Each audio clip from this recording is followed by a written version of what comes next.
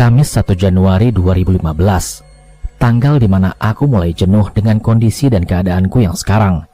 Karena pada saat itu aku resmi keluar dari pekerjaanku dan resmi menjadi pengangguran. Jenuh banget ya. Ucapku sambil scroll HP, lihat kontak dan lihat beberapa status update di Facebook. Saat sedang asik memainkan HP, tiba-tiba salah satu saudaraku yang bernama Upi mengirimkan pesan singkat. Telepon balik, gua nggak ada pulsa. Tulis dia di aplikasi pesan singkat. Halo Pi, ada apaan? Tanyaku pada Upi. Kasihan banget yang udah jadi pengangguran, ucapnya sambil tertawa kecil. Tahu dari mana gua udah nganggur, dan elu nyuruh gua nelpon cuman buat ngeledekin gua doang, ucapku yang kesal. Hehe, enggak, bercanda. Kemarin nyokap lu nelpon gua dan ngasih tahu kalau lu sekarang lagi nganggur. Udah lu sini, main ke tempat bibi lu. Gua mau ngajak lu naik gunung sekalian, ajak Upi. Wah, kebetulan banget Pi. Gua emang lagi jenuh banget.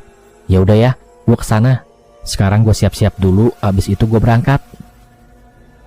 Ya udah, lu jangan lupa ya bawa oleh-oleh buat bibi lu.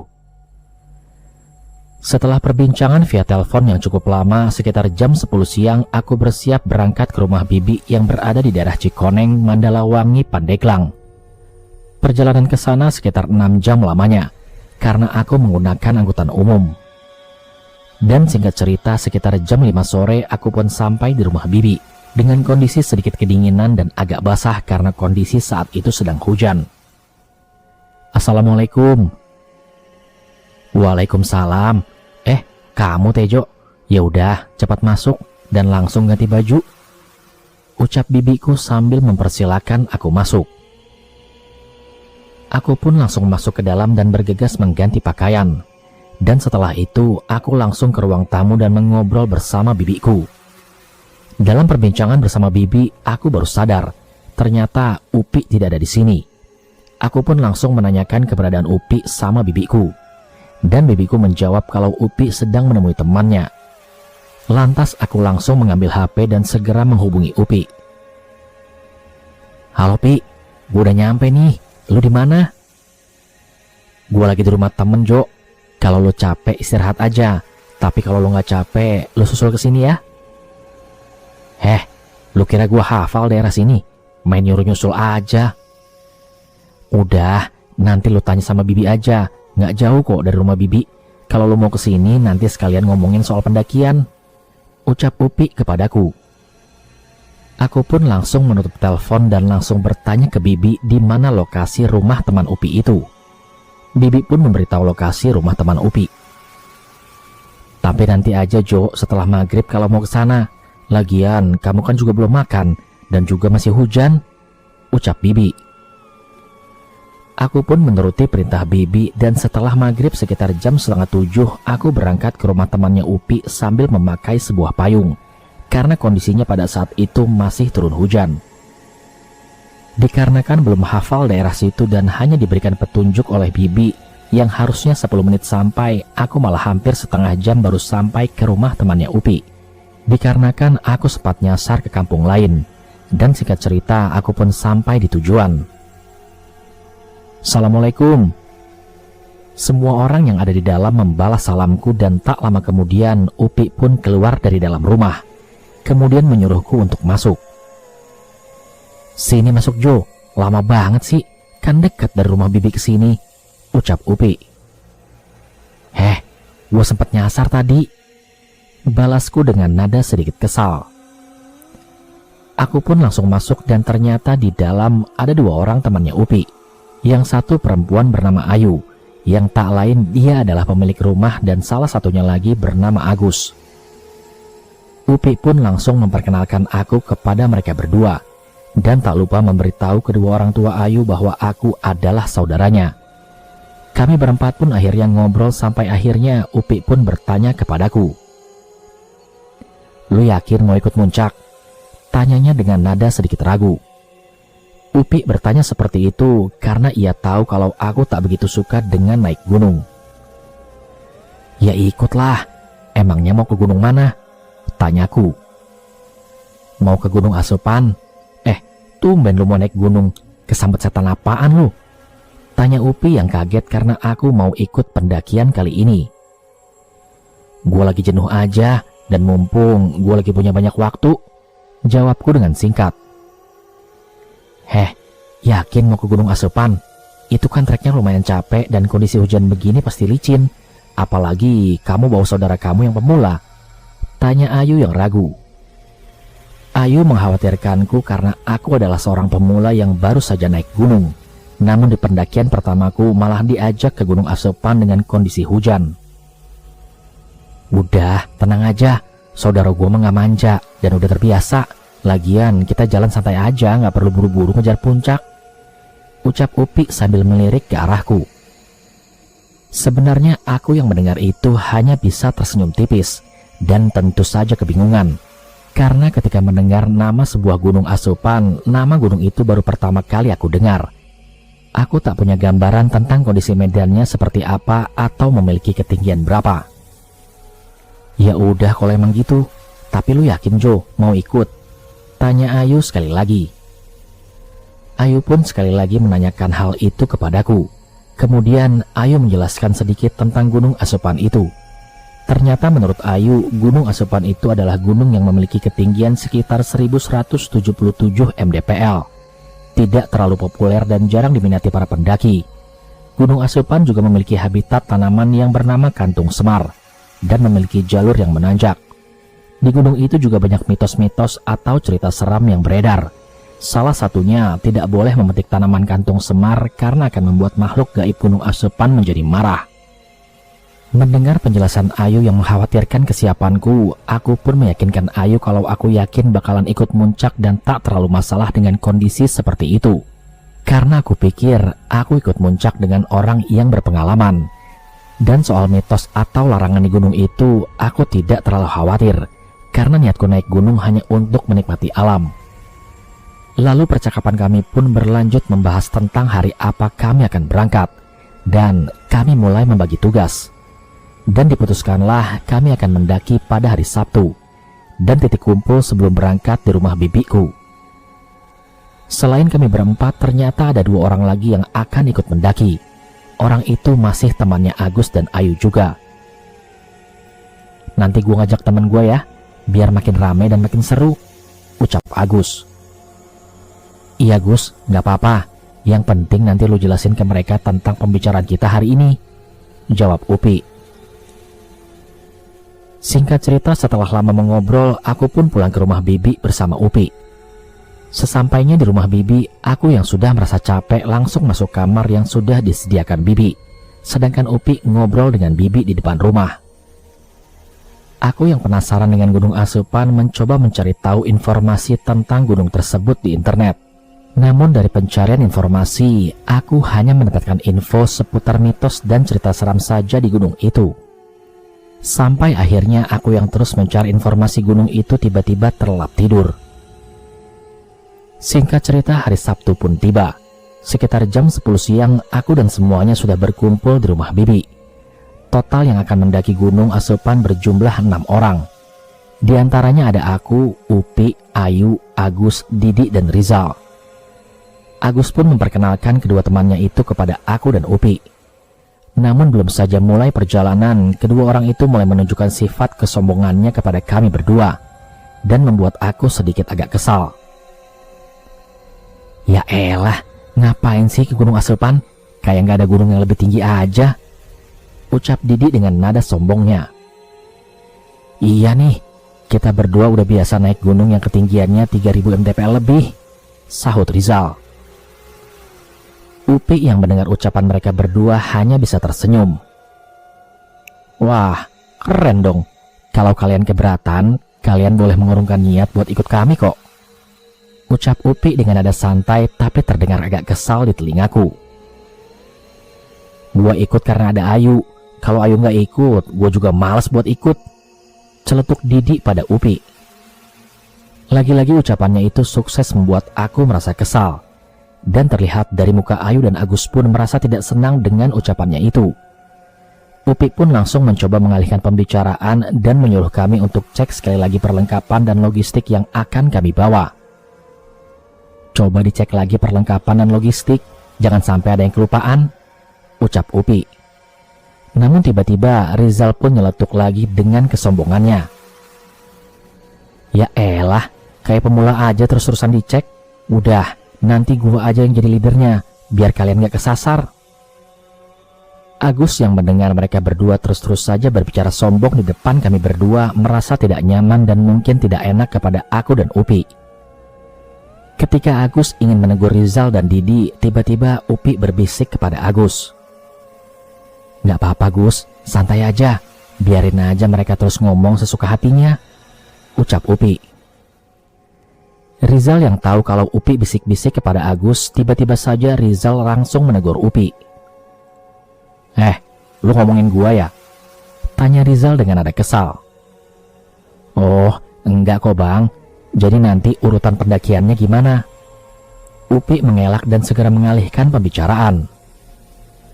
Pokoknya gua leadernya. Di belakang gua Didi, terus Ayu, disusul Agus, dan kalian berdua paling belakang, jawab Rizal. Siap bang, mohon kerjasamanya, timpal Upi. Setelah semuanya selesai mengecek perlengkapan, kami pun berangkat menuju desa Sikulan menggunakan sepeda motor. Sesampainya di desa Sikulan, Upi langsung melapor kepada RT setempat, karena pada saat itu belum ada izin khusus untuk pendakian. Dan ketika kami lapor kepada RT setempat, Pak RT itu memberitahukan kami tentang larangan apa saja yang tidak boleh dilanggar ketika akan naik Gunung Asopan. Seperti jika mau makan harus menggunakan piring dan daun, jangan mengambil kantung semar, jangan berbicara sompral, dan beberapa hal lagi.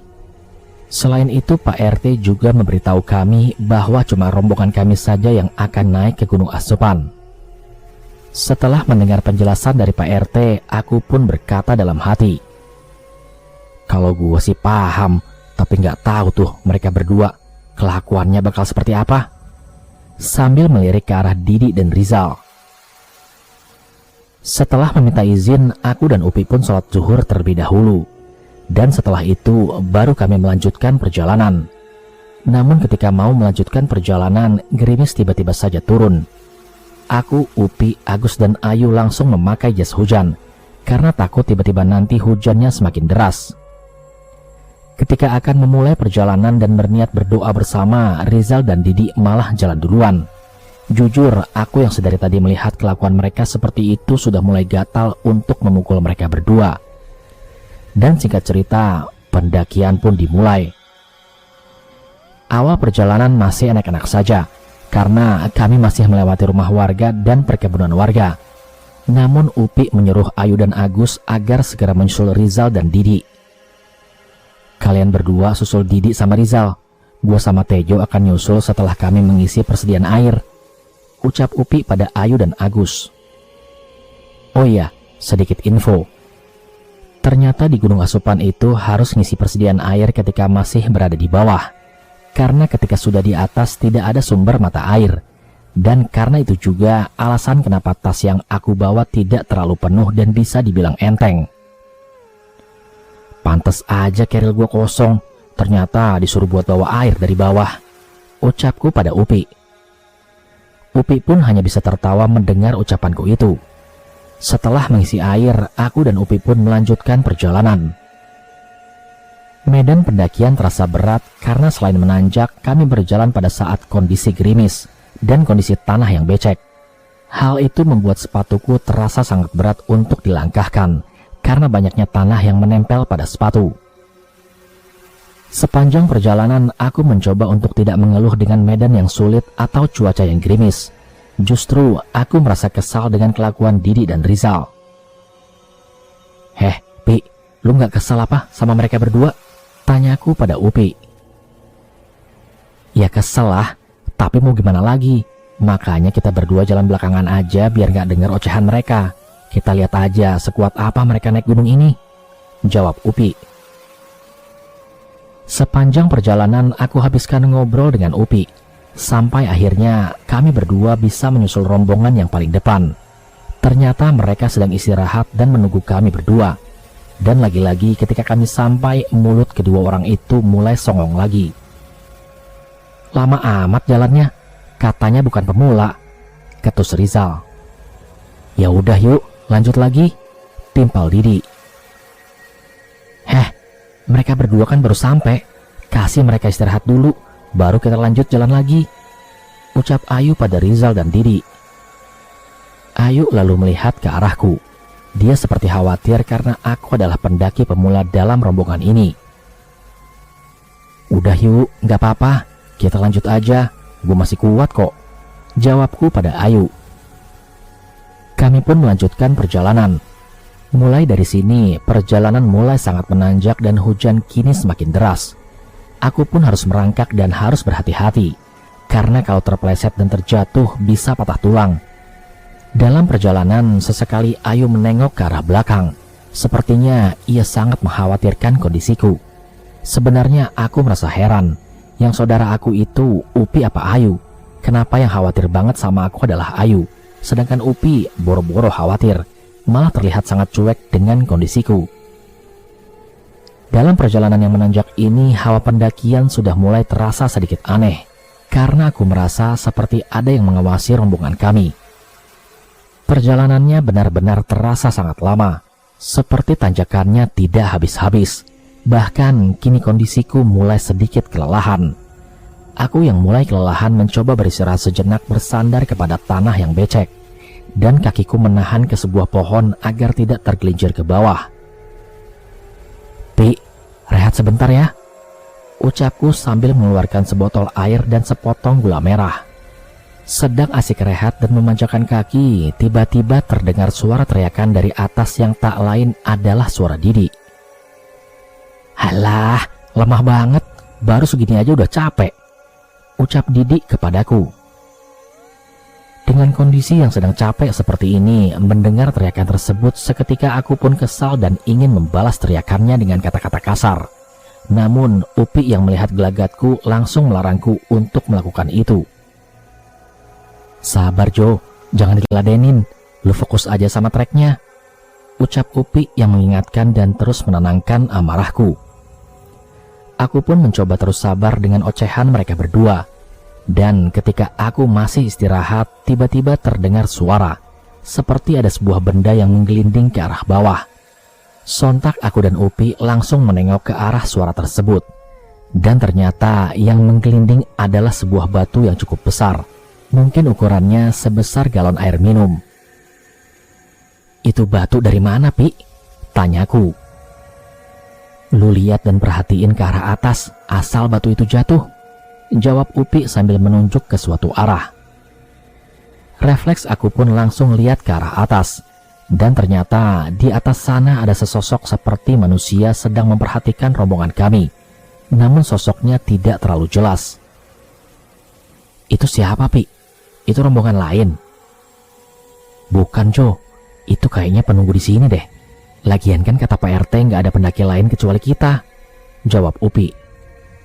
Lalu Upi pun menyuruh aku agar segera bergegas meneruskan perjalanan lagi, karena ia memiliki firasat buruk jika kami terlalu lama di sini. Namun ketika aku mau lanjut berjalan, tiba-tiba ada teriakan dari atas sana, yang tak lain teriakan dari Didi yang terpeleset dan jatuh ke bawah. Namun untungnya badannya sempat tertahan oleh sebuah pohon, dan disusul teriakan histeris dari Ayu meminta tolong. Gus, cepetan Gus, tolongin Didi. Agus mulai berjalan merayap menghampiri Didi dan mengecek keadaan Didi. Didi mulai berteriak panik. Gus, gua berdarah.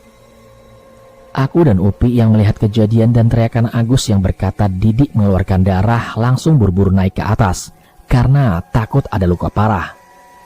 Namun saat aku dan Upi sampai di lokasi Didi, tiba-tiba saja Didi tertawa terbahak-bahak dan Rizal pun ikut tertawa. Ketipu lu pada.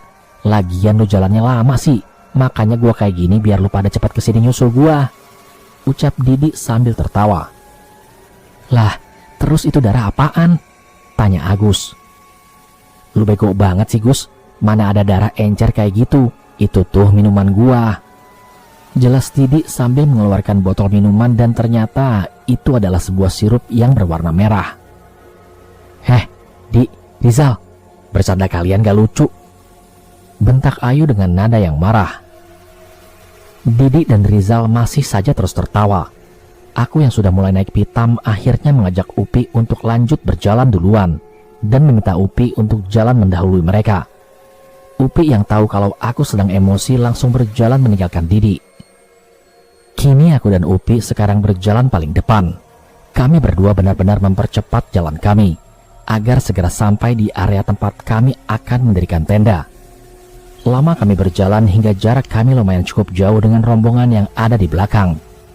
Namun tiba-tiba saja Upi berbisik kepadaku. "Jo, lu udah tenang kan? Tolong jangan hiraukan atau menatap sosok yang ada di depan sana," bisik Upi kepadaku. "Tenang apaan? Masih kesel gua, Pi. Rasanya pengen banget gua jorokin mereka ke jurang. Emang ada apaan sih di depan?" tanyaku sambil melihat ke arah depan. Dan ternyata di depan kami ada sosok yang berambut panjang sedang duduk di sebuah batu membelakangi kami. Katanya batu itu dijuluki Batu Asahan. "Itu yang tadi jatuhin batu dari atas. Kita jalan terus aja, seolah-olah kita nggak lihat dia," bisik Upi dengan nada yang pelan. Aduh, ada-ada aja sih. Udah mah dibikin kesel sama kelakuan Didi dan Rizal, sekarang malah diganggu sosok setan penghuni di sini, umpatku.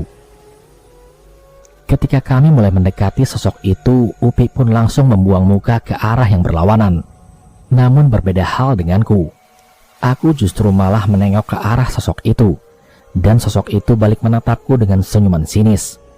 Sosok itu ternyata memiliki wujud yang buruk rupa, dan tubuhnya tidak memiliki kulit.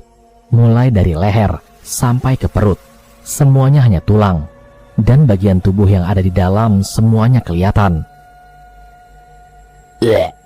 "Pi, badannya nggak punya kulit, jijik banget gua ngeliatnya," ucapku pada Upi. Dan Upi pun menjawab, "Goblok banget sih lu, gua suruh jangan lihat, malah dilihat juga." "Ya abisnya gua penasaran, kali aja dia manusia." Aku dan Upi terus melanjutkan perjalanan. Di sisi lain sebenarnya aku mengkhawatirkan kondisi Ayu dan Agus. Yang aku khawatirkan mereka melihat juga sosok itu. Namun Upi pun berkata tak perlu khawatir karena mereka sudah terbiasa menghadapi atau melihat sosok seperti itu. Akhirnya aku dan Upi sampai di lokasi tempat kami akan mendirikan tenda pada pukul 5 sore. Aku dan Upi pun langsung membentangkan sebuah flysheet dan mendirikan sebuah tenda. Karena aku ingin cepat-cepat bisa mengganti baju yang basah karena kehujanan dan segera bersantai dengan ngopi dan merokok. Setelah mendirikan tenda, aku pun langsung ganti baju dan bergantian sholat asar dengan Upi. Setelah selesai sholat dan sambil menunggu rombongan yang di belakang, aku langsung menyalakan kompor untuk masak air. Sebenarnya aku ingin sekali masak untuk makan. Namun karena persediaan logistik yang lain dibawa oleh Ayu dan Agus, jadi aku dan Upi hanya bisa masak air untuk membuat kopi saja. Kondisi di area tempat kami mendirikan tenda benar-benar sangat sunyi, dan hanya terdengar suara hujan yang tidak pernah berhenti. Dan perlahan kabut pun mulai turun. Sambil asik menikmati kopi dan sebatang rokok di kondisi yang sedang hujan, semua kekesalanku terhadap Rizal dan Didi berubah menjadi tenang dan begitu tentram. Apakah mungkin ini langkah awal aku menyukai dunia pendakian? Ternyata naik gunung itu sensasinya seperti ini. Walaupun di pendakian perdanaku ini bersama dua manusia yang sangat sombong. "Gimana? Kapok nggak lu naik gunung?" tanya Upi memecah kesunyian. "Enak ya Pi, cuman kesel aja gua sama mereka berdua." "Nah kan, baru ngerasain betapa nikmatnya naik gunung. Dari dulu juga kan gua sama Mamang udah ngajakin lu buat naik gunung, tapi lu nya aja gak pernah mau," ledek Upi. Tiba-tiba saja aku langsung teringat kepada rombongan yang ada di belakang kami. Kenapa sampai saat ini mereka masih belum sampai, padahal waktu sudah mau masuk maghrib. "Ayu sama yang lainnya kok belum sampai ya Pi?" tanyaku pada Upi. Lalu Upi pun menjawab dengan santai, "Udah, santai aja. Bentar lagi mereka juga sampai." Mendengar ucapan Upi yang tidak mengkhawatirkan rombongan yang ada di belakang, aku pun lanjut ngopi dan terus mengobrol dengan Upi. Sebetulnya yang aku khawatirkan itu Ayu dan Agus. Karena selain Ayu adalah cewek sendirian dalam rombongan kami, aku kasihan juga sama mereka berdua, karena harus bareng dengan kedua orang songong itu. Bahkan aku sempat punya pikiran, semoga saja Rizal dan Didi diganggu sosok yang aku lihat tadi. Dan tak terasa maghrib pun tiba. Aku dan Upi bergantian lagi untuk sholat maghrib. Namun setelah kami selesai sholat maghrib, mereka berempat pun masih belum sampai. Aku yang mulai khawatir pun berencana untuk menyusul mereka ke bawah. Namun hal itu lagi-lagi dilarang oleh Upi. Tak tahu kenapa Upi tak merasa khawatir sedikit pun dengan kondisi mereka berempat. Mungkin kalau sebatas nggak khawatir dengan Rizal dan Didi ya wajar saja. Namun selain mereka berdua, masih ada Ayu dan Agus. Aku mencoba sabar menunggu mereka dan mulai menyalakan kompor lagi untuk membuat kopi. Sebetulnya perut sudah mulai keroncongan, tapi di tas yang aku dan Upi bawa hanya ada kopi dan beberapa cemilan saja. Hingga waktu terus berjalan, sampai akhirnya sekitar jam 7 lewat rombongan mereka masih belum muncul. Aku yang benar-benar khawatir dengan kondisi mereka memutuskan untuk menyusul mereka ke bawah. Walaupun Upi pasti akan melarang, aku akan tetap memaksa untuk menyusul mereka. Bergegas aku langsung memakai jas hujan dan mengambil sebuah headlamp. Jo, lu mau kemana? Bentar lagi mereka juga sampai, cegah Upi. Bodoh amat ah, gua bakal nyusulin mereka. Kasian sama mereka, hujannya gak berhenti-berhenti. Gue takut terjadi apa-apa sama mereka, jawabku pada Upi. Aku langsung keluar tenda, dan baru saja ingin berjalan, tiba-tiba ada sebuah cahaya tepat mengarah ke arahku. Dan ternyata cahaya itu adalah sebuah cahaya headlamp dari mereka berempat. Dan seketika ada suara tertawa dari dalam tenda. Nah kan, gue bilang juga apa? Tawa Upi yang meledekku. Dan aku pun menggerutu kesal. Sialan banget, tahu gitu gue mending diam-diam aja di dalam tenda. Terlihat Agus dan Ayu segera menghampiriku. Lu berdua cepet banget sih jalannya, sampai nggak nungguin kita, keluh Agus. Tahu nih, bukannya nungguin kita malah jalan duluan, timpal Ayu kemudian. Ya maaf, bukan bermaksud begitu, gue kira kalian nggak terlalu jauh. Lagian gue kesal sama kelakuan Didi dan Rizal. Males kalau harus dengerin ocehan mereka, jelasku pada Ayu dan Agus. Ya udah nggak apa-apa Jo, gue ngerti. Ya udah, sekarang lu bantuin gue diriin tenda, pinta Agus yang kemudian bergegas mendirikan tenda. Aku langsung membantu Agus untuk mendirikan tenda kedua. Tenda ini bersebelahan dengan tenda aku dan Upi. Namun kali ini aku merasa sedikit aneh. Rizal dan Didi tidak berbicara sepatah kata pun. Aku berpikir mungkin mereka kecapean dan kedinginan. Sebenarnya aku tak terlalu memperdulikan juga. Wajar saja kalau kondisi seperti ini mereka tidak banyak bicara. Selesai membantu Agus mendirikan tenda, aku langsung masuk ke dalam tenda lagi dan tak lupa mengambil beberapa logistik yang ada di tas Agus dan Ayu. Saat aku masuk tenda, Upi hanya tertawa cengengesan melihat aku yang kehujanan lagi. Makanya kalau dikasih tahu sama yang tua itu nurut, ucap Upi sambil cengengesan. Karena kehujanan, aku pun harus ganti baju lagi dan mulai memasak menyiapkan makanan untuk kami berenam. Setelah selesai memasak, aku memanggil mereka untuk makan bersama. Dan syukurnya setelah masakan sudah matang, hujan pun mulai mereda dan hanya gerimis kecil saja. Ayu dan Agus segera masuk ke dalam tenda aku dan Upi untuk makan bersama. Rizal sama Didi kemana Gus? Kenapa nggak ikutan makan? Tanyaku pada Agus. Mereka kayaknya udah masak sendiri dan gak mau gabung katanya. Udahlah, biarin aja. Mendengar ucapan Agus, aku tidak terlalu memperdulikan dan ada bagusnya mereka tidak ikut makan. Karena jatah makan kami berempat jadi lebih banyak. Aku yang memang kelaparan makan dengan sangat lahap dan jatah yang seharusnya untuk Rizal dan Didi akhirnya aku yang makan. Ya maklum saja, kalau di cuaca seperti ini bawaannya lapar terus dan enak untuk makan. Setelah selesai makan, tak lupa aku mengambil sebatang rokok lalu membakarnya. Ketika asik menikmati rokok, aku pun spontan membuka obrolan kepada Ayu dan Agus, yang tentu saja membuat mereka terkejut. Kalian berdua ketemu sosok rambut panjang gak pas ngelewatin batu? Tanyaku pada Ayu dan Agus. Gak boleh ngomong gitu, nanti aja ceritanya kalau sudah turun gunung, ucap Ayu. Upi pun hanya tertawa mendengar pertanyaan yang aku tanyakan kepada mereka berdua. Namun aku yang tak mengerti apa-apa pun bertanya lagi. Loh, emangnya kenapa gak boleh ngomongin gitu di gunung? Jadi gini loh Jo, gak baik kalau kita membicarakan hal seperti itu ketika kita masih berada di gunung. Takut setannya dengar, jawab Agus. Setelah mendengar jawaban dari Agus, aku tak melanjutkan pertanyaan itu lagi dan mulai mengganti topik pembicaraan. Namun aku sangat yakin bahwa mereka pun melihat sosok yang aku maksud itu. Namun sedang asik kami mengobrol, tiba-tiba kami berempat mendengar suara teriakan Rizal. Setan, tolong, ada setan. Namun teriakan itu tidak kami hiraukan, karena kami berempat berpikir mereka hanya ingin menjahili kami lagi. Alah, udahlah, biarin aja, paling mereka mau jahil lagi sama kita. Tak lama dari teriakan itu, kami mendengar suara langkah seperti orang sedang berlari. Dan tiba-tiba, Didi langsung masuk ke dalam tenda kami, sampai-sampai menumpahkan beberapa gelas kopi.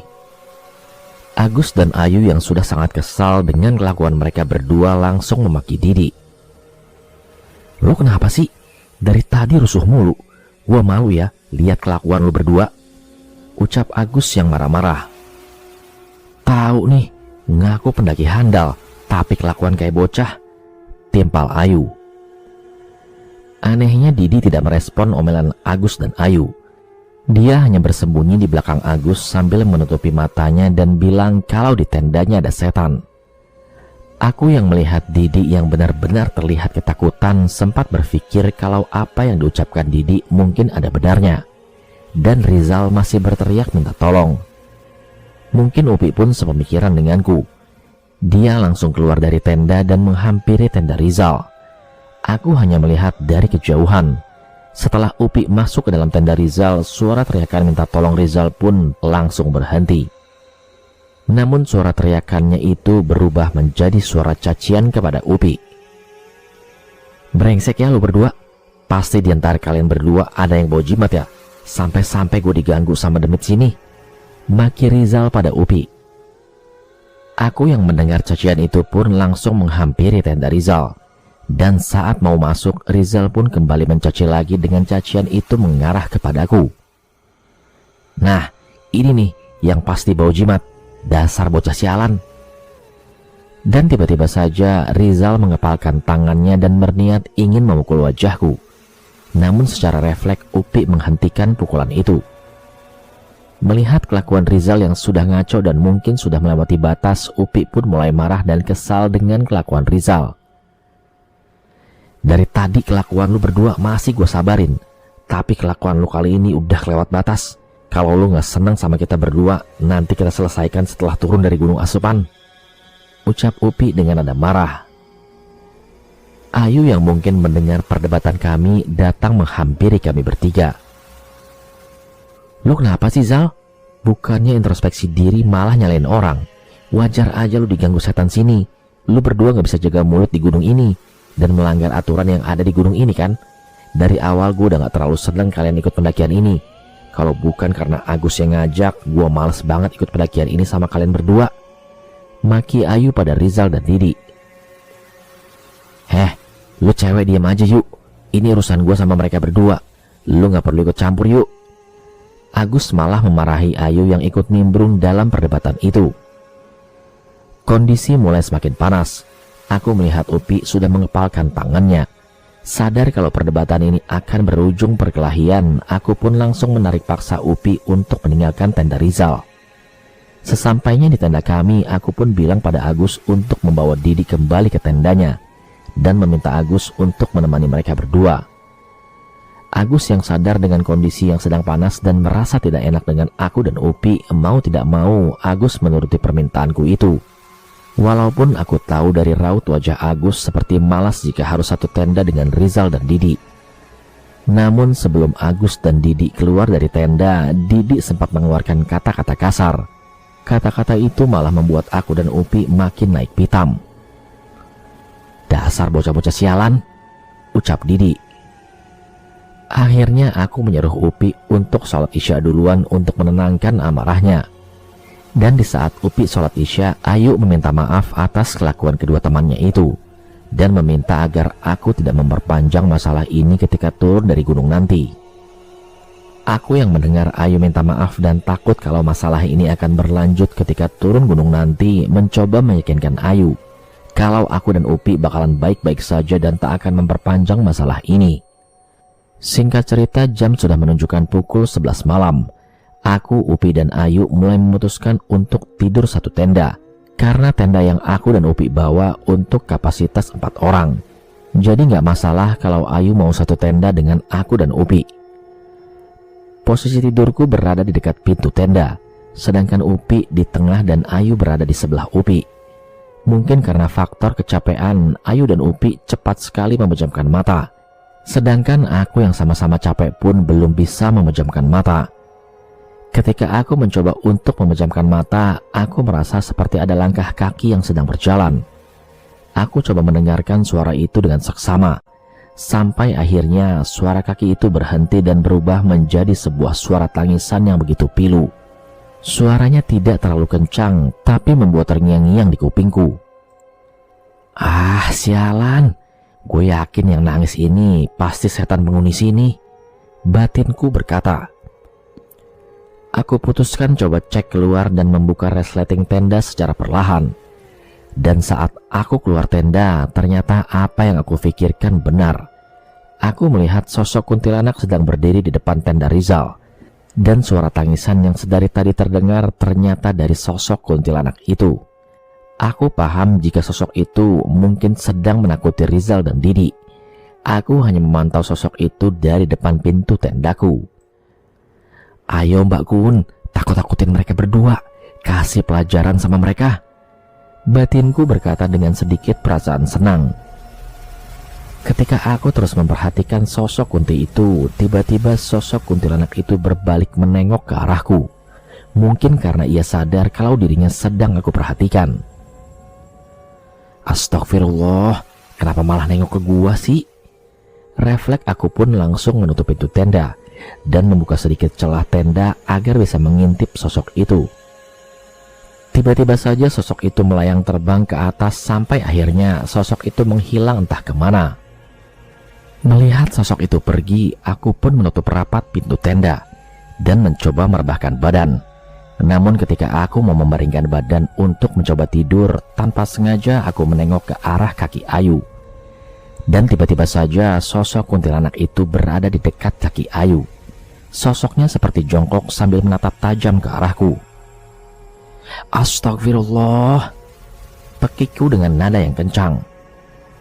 Upi yang mendengar teriakan itu, ia pun langsung terbangun. "Ganggu orang tidur aja lu, Jo. Makanya doa dulu sebelum tidur. Udah, biarin aja kunti itu, nanti juga pergi sendiri," ucap Upi dengan santainya. Aku langsung memalingkan muka dari sosok kunti itu dan langsung mengambil posisi untuk tidur. Hingga lambat laun mataku pun mulai terpejam. Sekitar jam 5 subuh, Upi membangunkanku dan bertanya apakah aku mau ikut summit. Sebenarnya aku malas untuk summit karena aku ikut naik gunung bukan puncak yang aku kejar. Tapi karena Upi memaksa, aku mau tidak mau menuruti permintaan Upi. Sebelum berangkat summit, aku sholat subuh terlebih dahulu dan tak lupa untuk sarapan. Yang ikut summit cuman aku, Upi, Ayu, dan Agus. Sedangkan Rizal dan Didi katanya ingin di tenda saja. Aku yang tahu bahwa kedua orang itu tidak ikut, merasa sedikit senang. Cuaca pagi itu lumayan cukup cerah dan bersyukur sepertinya aku bisa melihat sunrise ketika ada di atas puncak. Dalam perjalanan, aku pun bertanya kepada Agus tentang kejadian semalam. "Gus, lu semalam ngerasa ada yang aneh nggak? Tanyaku pada Agus. Bukan aneh lagi, tapi semalaman gue digangguin terus sama penghuni gunung ini. Gua tuh belum tidur sebenarnya dari semalam sampai sekarang, jawab Agus. Oh gitu, gua kira cuman gua aja yang digangguin dan diisengin sama sosok Kunti. Lu kenapa nggak pindah ke tenda kita aja sih kalau lu terus-terusan diganggu? Tadinya sih gua mau pindah, Jo. Cuman pas gua buka tenda, ternyata di depan tenda udah ada sosok Kunti itu lagi berdiri. Ah, pantes. Itu Kunti terus ada di depan tenda lu, ternyata dia jagain lu, biar lu nggak berani keluar. Udah, jangan bahas begituan lagi. Sebaiknya setelah selesai muncak, kita segera turun aja. Gua punya firasat buruk kalau kita makin lama di gunung ini, ucap Ayu memotong pembicaraan. Perjalanan menuju puncak benar-benar cukup melelahkan. Walaupun jaraknya tidak begitu jauh, tapi jalannya menanjak dan itu membuat aku mudah sekali kelelahan. Di tengah perjalanan, Upi sempat memberitahu aku tentang tanaman kantung semar. Dan singkat cerita, kami sampai di puncak. Sesampainya di puncak, aku benar-benar terharu melihat keindahan alam yang begitu mempesona. Dan ini baru pertama kalinya aku melihat sunrise dari atas puncak gunung. Benar-benar sebuah pemandangan yang tak bisa diungkapkan dengan kata-kata. Mungkin sekitar 1 jam kami berada di puncak, hingga akhirnya aku dan yang lain pun memutuskan kembali ke tenda. Dalam perjalanan turun ternyata lebih sulit daripada naik, karena jalurnya yang licin dan cukup curam malah membuat perjalanan harus berhati-hati sekali. Di pertengahan perjalanan turun menuju tenda, tiba-tiba kami berpapasan dengan Rizal dan Didi dengan wajah yang sedikit gugup ketika melihat kami. Namun ada hal aneh dari mereka. Yang awalnya mereka sombong, kali ini mereka ramah dan baik. Sebenarnya aku bersyukur mereka bersikap seperti itu. Namun aku merasa ada sesuatu yang disembunyikan dari sikap baiknya itu. Lu berdua mau ke puncak? Tanya Agus pada Didi dan Rizal. Iya Gus, abisnya kita gabut, jadinya mau nyusul kalian, jawab Rizal dengan gugup dan seperti menyembunyikan sesuatu. Ya udah, kalau mau ke puncak tapi jangan lama-lama, biar kita bisa cepat turun, karena takut hujan lagi, timpal Ayu. Ah, nggak jadilah, gua kira kalian masih lama di puncak. Ya udah kalau gitu, ayo turun, jawab Didi. Mereka berdua mempersilahkan kami berempat untuk jalan duluan, sedangkan mereka meminta agar berada di paling belakang. Keanehan Rizal dan Didi tidak terlalu kami pikirkan. Kami mengiranya mungkin mereka sudah sadar dengan kesalahannya. Sesampainya kami di tenda, kami langsung membereskan semua perlengkapan dan tak lupa membawa sampah ikut turun juga. Kondisi cuaca kini awan sudah mulai mendung, sepertinya akan turun hujan lagi. Ketika semua sudah di-packing, tiba-tiba kabut turun dan mendadak turun hujan sangat deras.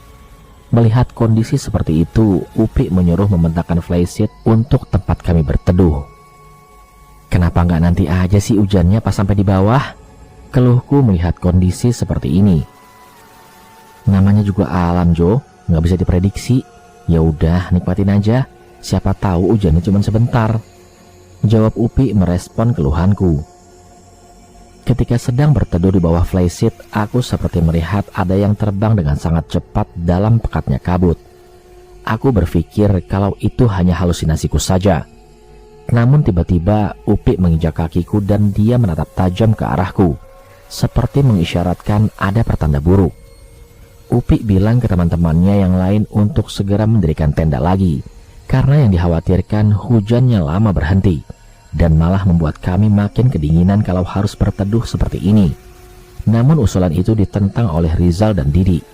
Mereka bilang kalau hujannya mungkin sebentar lagi akan berhenti. Dan kalaupun tidak berhenti, mereka meminta agar tetap lanjut berjalan turun. Usulan untuk terus jalan dengan kondisi hujan yang begitu deras justru banyak yang tidak setuju. Karena selain jalannya licin, kabut pun semakin lama semakin menebal. Akan sangat berbahaya kalau memaksakan untuk melanjutkan perjalanan. Sekitar 1 jam lebih kami berteduh. Tiba-tiba Rizal dan Didi mulai melangkahkan kaki berjalan untuk turun. Lu berdua pada mau kemana sih? Nanti aja turunnya, nunggu hujan reda dikit, dan kabutnya juga masih tebal, cegah Ayu pada Didi dan Rizal. Udah, kalian neduh aja. Gua harus cepat-cepat turun karena ada urusan lain, balas Didi. Ayu terus meminta mereka agar tidak memaksakan diri dan menunggu sampai hujan reda. Ayu terus memohon kepada Rizal dan Didi agar tidak nekat untuk turun. Namun permintaan itu tidak begitu digubris dan mereka terus berjalan meninggalkan kami berempat. Ketika mereka mau menuruni jalan, tiba-tiba langkah mereka terhenti. Aku dan Ayu yang melihat mereka berhenti sempat meneriaki mereka agar mereka kembali. Namun teriakan aku dan Ayu sepertinya tidak terdengar oleh mereka. Mereka kenapa berhenti ya? Tanyaku pada Ayu. Nggak tahu Jo, kayaknya mereka melihat sesuatu deh. Coba Jo, lu samperin mereka gih, pinta Ayu. Aku pun berjalan ke arah mereka. Namun belum sampai ke arah mereka, tiba-tiba seperti ada sebuah sosok yang menabrak tubuh Didi dan seketika Didi pun terjatuh dan menggelinding ke bawah. Aku yang panik melihat kejadian itu langsung lari mengejar tubuh Didi. Namun anehnya Rizal masih terdiam saja seperti tidak memperdulikan Didi yang terjatuh dan menggelinding ke bawah. Aku yang mengejar Didi terjatuh ke bawah dan sempat terpleset, kepalaku hampir saja berbenturan dengan sebuah pohon. Ah sial, Didi jatuh kemana ya? Woi Rizal, cepat bantuin gua. Aku teriak ke Rizal untuk meminta bantuan. Namun ia hanya berdiri dan diam saja. Pikirannya seperti kosong. Lalu tiba-tiba Upi datang menghampiri dan membantuku. Pi, Didi jatuh ke bawah. Gua nggak tahu dia jatuhnya kemana karena nggak kelihatan, ucapku yang panik. Udah jangan panik Jo, nanti kita cari Didi. Sekarang kita amanin Rizal dulu, ucap Upi. Kemudian Upi menepuk bahu Rizal dan setelah ditepuk Rizal pun tak sadarkan diri. Hampir saja Rizal terjatuh, namun untungnya Upi sigap memegangi Rizal. Karena kondisi hujan yang sangat deras dan walaupun jaraknya dekat, aku dan Upi harus menyeret Rizal ke arah tempat kami berteduh. Upi langsung menyuruh Agus dan Ayu untuk mendirikan 2 tenda, dan aku pun membantu mereka berdua. Setelah tenda jadi, Rizal dibawa masuk ke dalam tenda, dan Upi meminta Agus agar menggantikan baju Rizal. Namun tiba-tiba Agus berteriak dari dalam tenda. Pi, cepat masuk Pi. Kakinya Rizal memar parah. Ketika Upi akan masuk ke dalam tenda, Rizal pun berteriak kesakitan. Aduh, kaki gua panas. Ayu yang mendengar jeritan kesakitan Rizal tiba-tiba saja menangis. Lu berdua ngelakuin hal konyol apa sih? Kenapa pendakian sekarang malah jadi begini? Ucap Ayu sambil menangis. Suasana saat itu sangat kacau. Aku mencoba menenangkan Ayu agar tidak terlalu panik. Setelah beberapa menit Upi masuk ke dalam tenda, jeritan kesakitan Rizal tidak lagi terdengar. Kemudian Upi menyuruh aku dan Ayu agar masuk ke dalam tenda juga. Gue gak bisa menjelaskan apapun saat ini, tapi gue minta lu semua jangan pada panik. Yuk, Gus, lu berdua jagain Rizal ya. Jangan keluar tenda sampai gue dan Tejo kembali apapun yang terjadi, ucap Upi. Emangnya kakinya Rizal kenapa Pi? Terus lu mau kemana? Tanya Ayu. Upi pun kemudian menjawab. Gua rasa mereka berdua udah melanggar larangan di gunung ini. Coba lu cek mereka. Siapa tahu mereka mengambil sesuatu. Dan kalau lu nemuin sesuatu barang yang aneh, lu simpen dulu dan jangan dibuang. Gua sama Tejo mau nyari Didi yang jatuh ke bawah. Siapa tahu Didi nggak jatuh terlalu jauh. Kemudian Upi memintaku mengambil tali karmantel yang ada di keril miliknya. Ketika aku dan Upi mau ke titik lokasi di mana Didi terjatuh, aku melihat sosok nenek-nenek dengan wajah yang begitu menyeramkan. Setengah dari mukanya hancur. Ia menatap tajam ke arahku dan Upi. Sosok itu pun berbicara kepada kami berdua. Kembalikan barang yang telah mereka bawa. Lancang sekali datang ke wilayahku berani mencuri benda pusaka yang berada di sini, ucap nenek itu. Maafkan atas kelakuan mereka dan kembalikan satu teman kami lagi. Aku berjanji akan mengembalikan pusaka yang mereka telah curi, jawab Upi pada sosok nenek itu. Mereka berdua akan aku jadikan budak atas kelancangan mereka, ucap nenek itu dengan nada yang marah. Lalu sosok nenek itu terbang menghampiri tenda. Namun Upi langsung mengambil sebuah batu kecil. Terlihat Upi seperti membacakan sesuatu kepada batu itu, lalu kemudian melemparkannya ke arah nenek itu. Dan ketika batu itu mengenai sosok si nenek itu seketika langsung menghilang. Aku hanya bisa melongo melihat kejadian itu. Kemudian aku dikagetkan dengan suara Upi yang memintaku agar segera mengikatkan tali karamantel kepada sebuah pohon. Lo tunggu dan jagain tali ini jangan sampai lepas ya. Gua bakalan turun untuk nyari Didi ke bawah, pinta Upi kepadaku. Mungkin waktu pada saat itu sekitar jam 11 siang, tapi seperti terlihat akan mau maghrib. Ditambah lagi dengan kabut yang turun dengan sangat pekatnya. Upi melakukan persiapan untuk menuruni tebing demi mencari Didi yang belum ditemukan. Ya, memang aku akui Upi itu bukan hanya hobi naik gunung saja. Akan tetapi hobinya itu dibekali dengan ilmu-ilmu tentang pendakian. Jadi ketika ada hal seperti ini, ia tahu harus melakukan apa. Setelah persiapan Upi selesai, Upi pun turun ke bawah. Aku hanya ditugaskan untuk berjaga dan menunggu Upi. Waktu terus berjalan. Entah sudah berapa lama Upi turun ke bawah. Sampai-sampai badanku kini sudah dingin parah. Dalam kedinginan aku menunggu Upi, tiba-tiba sosok nenek-nenek itu muncul lagi di depanku dengan jarak 5 meter. Terlihat nenek itu tersenyum sinis kepadaku. Ah, sial, malah muncul lagi itu nenek. Lepaskan tali itu. Mereka berdua sudah mati jatuh ke jurang. Nenek itu terus memprovokasi agar aku melepaskan ikatan tali karamantel itu. Aku pun hanya bisa berdoa dan membaca beberapa surat yang aku hafal dalam hati. Namun nenek itu tidak mau pergi juga. Dan tiba-tiba saja salah satu dari tangan nenek itu pun terjatuh. Mau ngapain sih lu, Nek? Hujan-hujan gini mending di rumah aja. Gak baik main hujan-hujanan. Mana tangannya tiba-tiba putus lagi. Batinku saat itu. Tangannya yang terjatuh itu tiba-tiba saja merayap ke arahku. Dan ketika mau mendekat, tiba-tiba aku refleks menendang tangan itu sambil berteriak. Jangan ganggu gua, nenek sialan.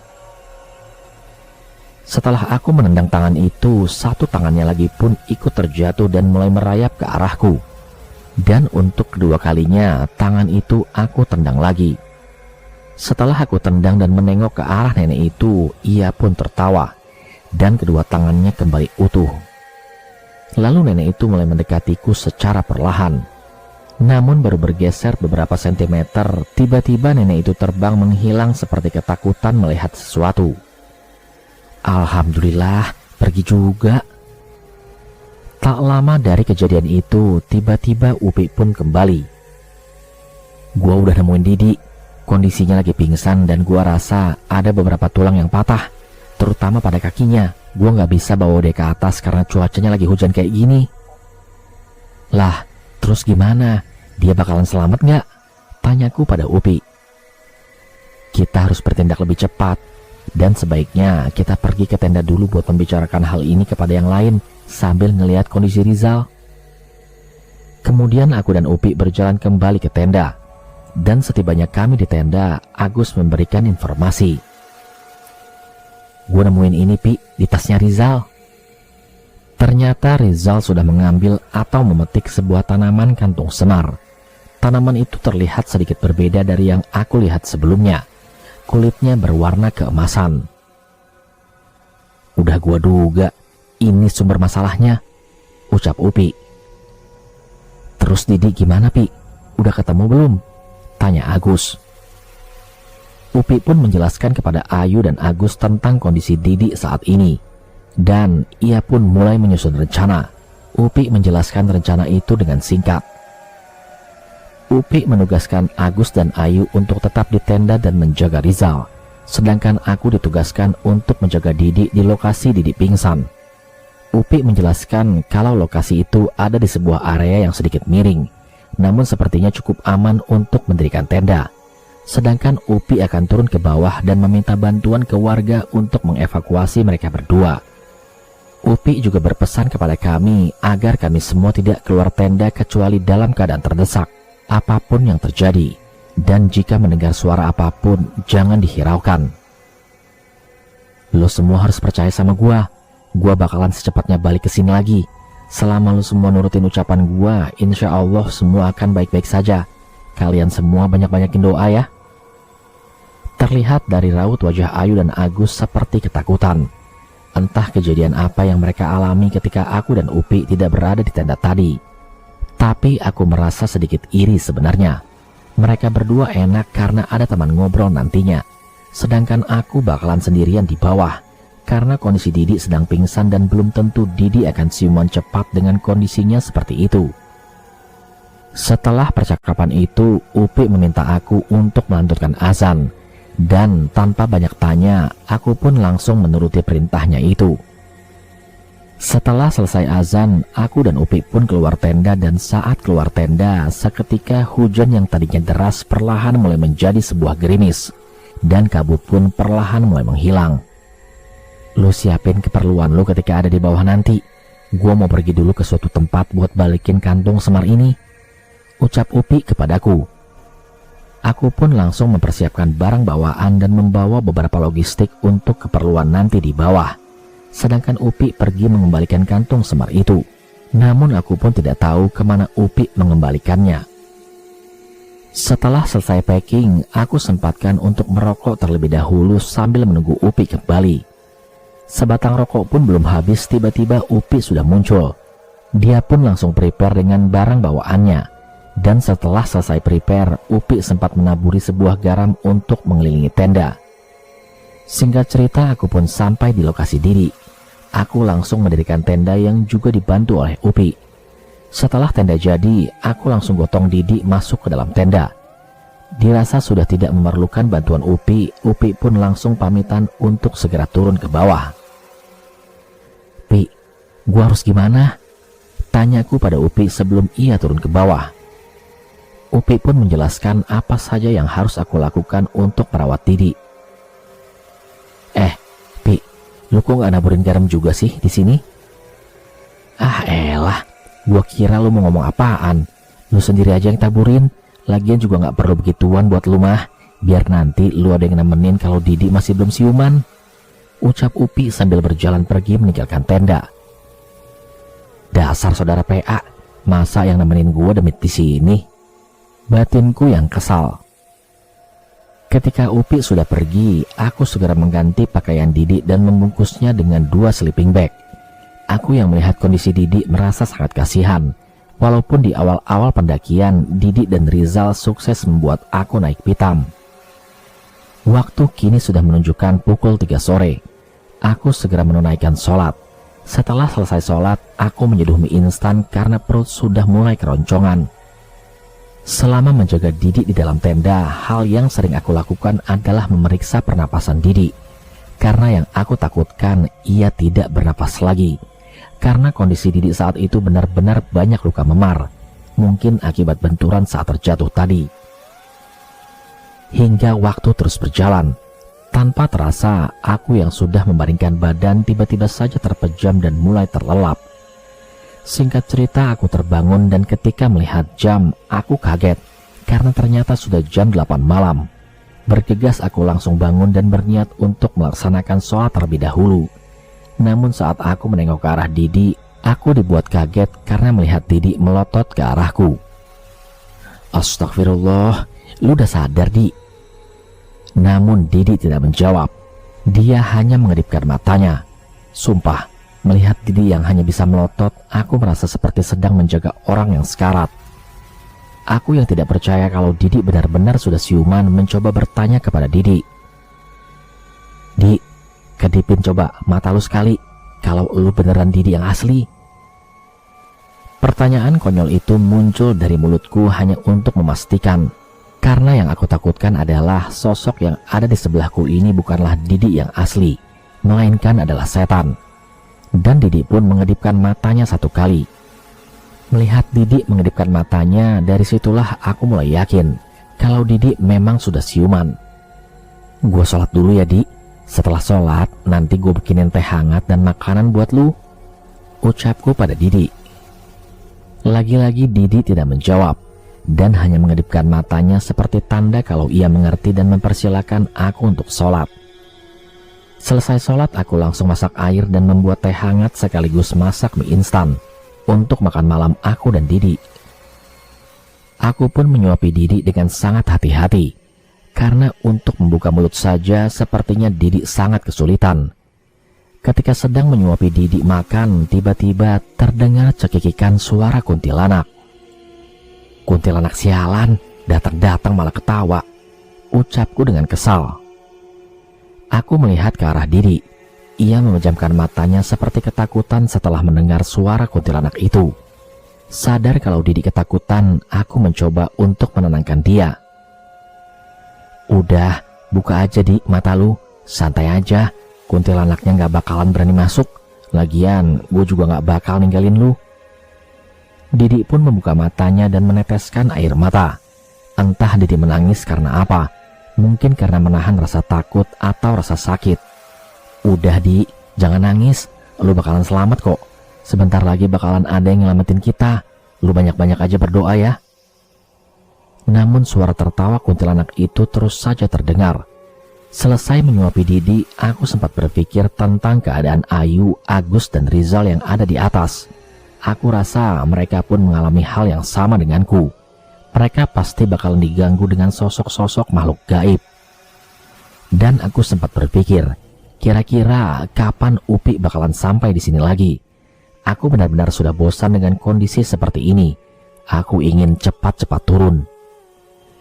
Untuk mengisi kegabutan, aku sengaja mengajak Didi berbicara. Walaupun Didi hanya bisa mengedipkan matanya saja, tapi tak apa-apa, setidaknya Didi sadar dan aku merasa ada teman. Sebenarnya selain mendengarkan suara kuntilanak tertawa, terdengar pula suara langkah kaki yang sedang berjalan. Dan kadang aku merasa kondisi di luar tenda sangat ramai. Malam kini semakin larut. Tak terasa sudah hampir jam 12:30 malam. Namun belum ada tanda-tanda Upi akan segera datang. Aku yang mulai khawatir dengan keadaan Upi, mulai memikirkan hal-hal aneh yang mungkin saja menimpa Upi. Aku takut kalau Upi kenapa-napa di jalan.